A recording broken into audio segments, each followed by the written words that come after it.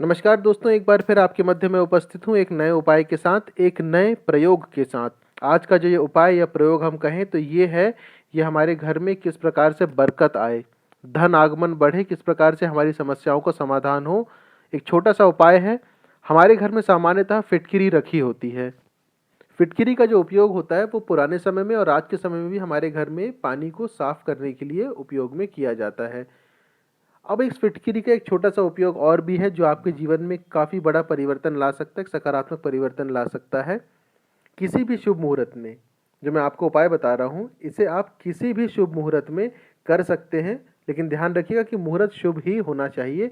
किसी भी दिन कर सकते हैं। और एक विशेष चीज़, अगर इस उपाय को आप शुक्ल पक्ष की तिथि में करें, शुक्ल पक्ष की जो तिथि होती है ना, उस समय इस उपाय को करें, यानी कि जब अमावस्या आ चुकी हो और अमावस्या से लेकर के चांद धीरे धीरे बढ़ रहा हो और पूर्णिमा की तरफ तिथि बढ़ रही हो, उसे हम कहते हैं शुक्ल पक्ष की तिथि।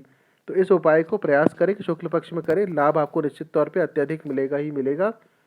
शुक्ल पक्ष की किसी भी शुभ मुहूर्त में आप अपने घर में जो फिटकिरी रहते हैं उसके 5 टुकड़े करिए।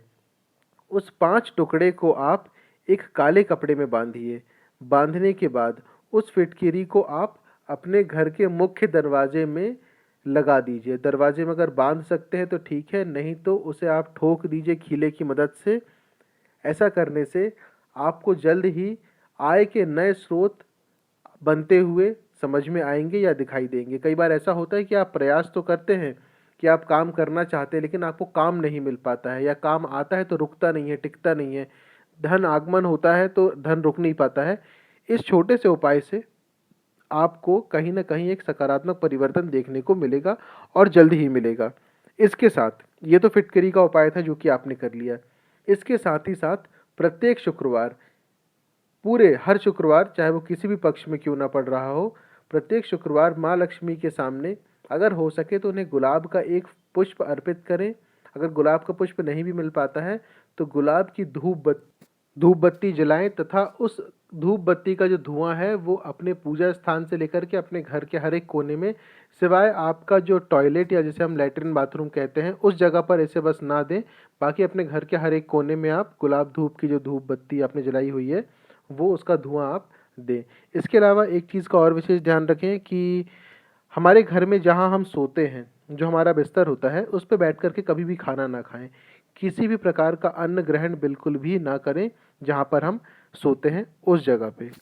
कुछ ऐसे जातक जो कि सिर्फ एक कमरे के घर में ही रहते हैं, कई बार ऐसा होता है कि जो विद्यार्थी होते हैं या जो स्टूडेंट होते हैं जो कहीं बाहर पढ़ने निकलते हैं तो उनके पास ज़्यादा कुछ होता नहीं है, वो एक कमरे में ही रहते हैं।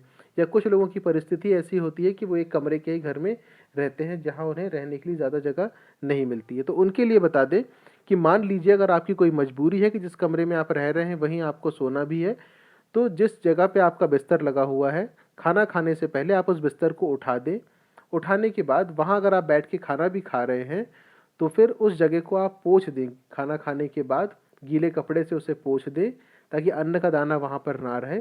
उसके बाद आप चाहें तो वहाँ पर अपना बिस्तर लगा करके फिर आप सो सकते हैं।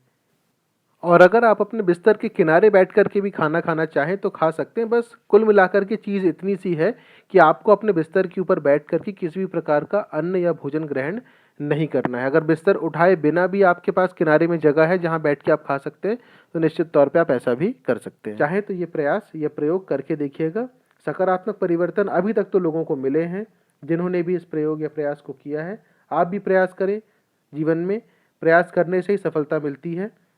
चैनल को सब्सक्राइब ज़रूर कर लीजिएगा। जल्दी दूसरे उपाय के साथ फिर उपस्थित होंगे। धन्यवाद।